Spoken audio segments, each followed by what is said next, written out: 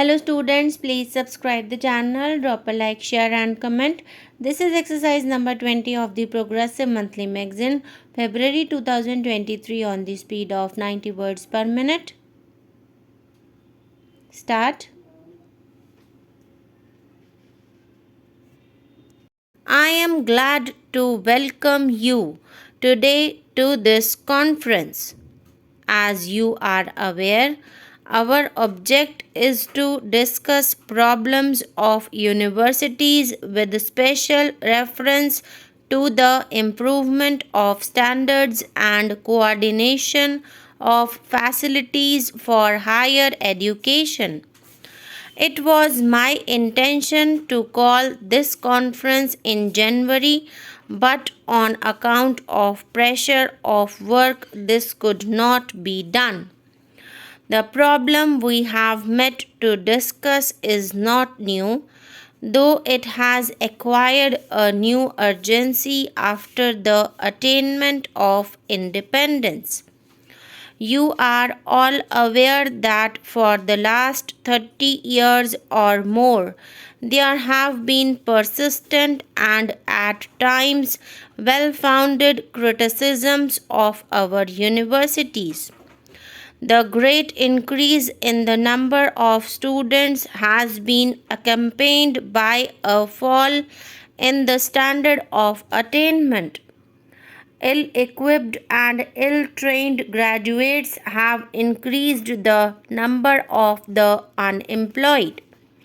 Their indiscipline and lack of purpose have added to our difficulties at a time when the attainment of independence has posed great problems of reconstruction and development before the country.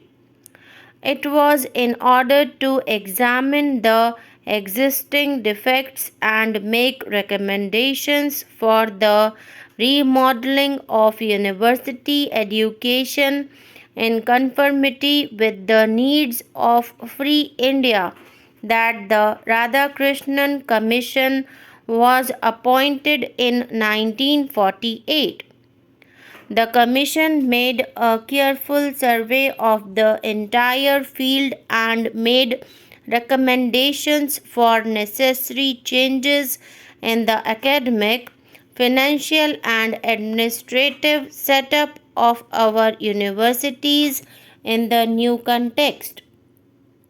It redefined the aims and objects of university education and placed special emphasis on the establishment of proper relations between the universities on the one hand and the central and state government on the other. One of its basic recommendations was for the creation of a machinery for the most economic utilization of our existing resources by avoiding wastage or unnecessary duplication in the field of higher study and research. The problem of university education was also considered at the time when the Indian Constitution was being framed. There were detailed discussions as to whether university education should be made a central or a state responsibility. The Radhakrishnan Commission had recommended that the all India aspects of university education, the repercussions and interchanges necessary and desirable between universities, and the need or a national guarantee of minimum standards of efficiency required that university education should be a concurrent responsibility of the center and the states. The Commission had mentioned that coordination of facilities in special subjects be of the governments. the coordination of facilities in higher education and the maintenance of standards of university education is thus an exclusive central responsibility. This makes it necessary for the Government of India to take an immediate and direct interest in the affairs of all universities in order to ensure that the provisions of the Constitution are carried out.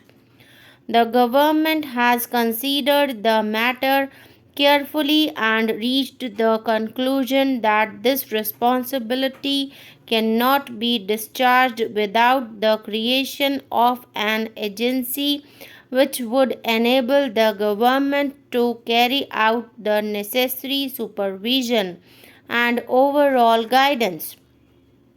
Since this duty is an exclusive central responsibility, the government would have been entitled to set up, for these purposes, an official body composed of its own officers and nominees.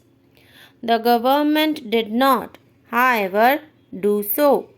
The government recognizes the value of university autonomy and desires that the necessary reforms in universities should, as far as possible, be initiated by the universities themselves.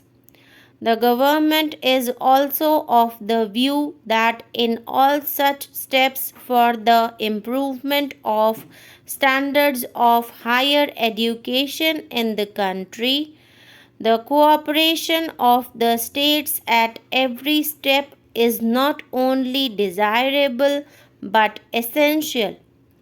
It is on this account that the Government of India prepared a draft bill entitled Universities Regulation of Standards Bill.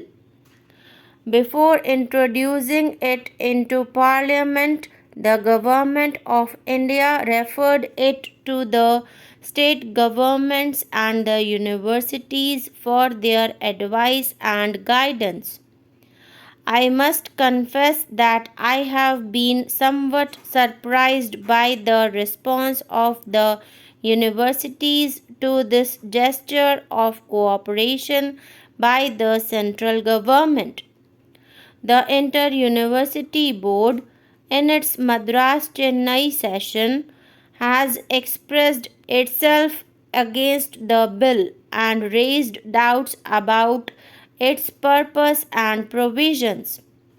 Nevertheless, the board itself had to recognize the need of a machinery to effect coordination and improvement of standards.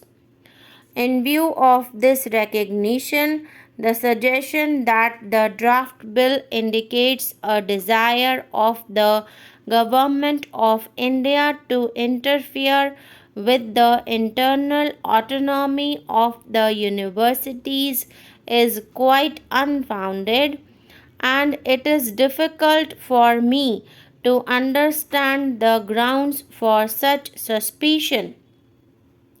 As I have already said, the government could, if it so wished, introduce the bill without referring to the universities.